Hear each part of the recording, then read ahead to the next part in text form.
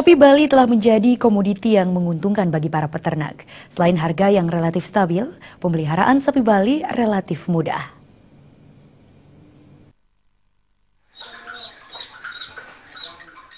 Sapi Bali tergolong salah satu jenis sapi yang paling banyak diminati. Keunggulan sapi Bali adalah memiliki tulang yang relatif lebih kecil, namun mempunyai presentasi daging yang lebih tebal jika dibandingkan dengan jenis sapi lainnya. Sapi Bali merupakan sapi asli Indonesia yang diketahui mempunyai keunggulan yang menarik para peternak. Peternakan sapi Bali telah merata hampir di seluruh pelosok Nusantara. Permintaan daging sapi terus mengalami peningkatan setiap tahun. Pendiri sekaligus pembina kelompok tani Satwa Winaga Desa Tangkas, Ketut Darmawan mengatakan, peternakan sapi Bali sangatlah menjanjikan. Beternak sapi Bali merupakan bagian kehidupan petani. Berkat memelihara sapi Bali, petani menjadi lebih sejahtera. Dan ini dikembangkan bibit sapi Bali yang memiliki kualitas induk dan anak yang di atas standar yang bagus.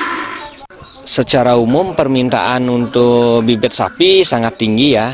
Nah, terbukti kita di sini menghasilkan bibit sapi setahun sekitar 80 ekor sampai 120 ekor, itu semua bisa terserap oleh pasar. Kemudian dalam rangka pemenuhan untuk penggemukan juga, bibit sapi jantan di sini juga sangat bagus permintaan dan harganya. Sapi Bali mempunyai sifat subur, cepat beranak, mudah beradaptasi dengan lingkungan, dapat hidup di lahan kritis, dan mempunyai daya cerna pakan yang baik.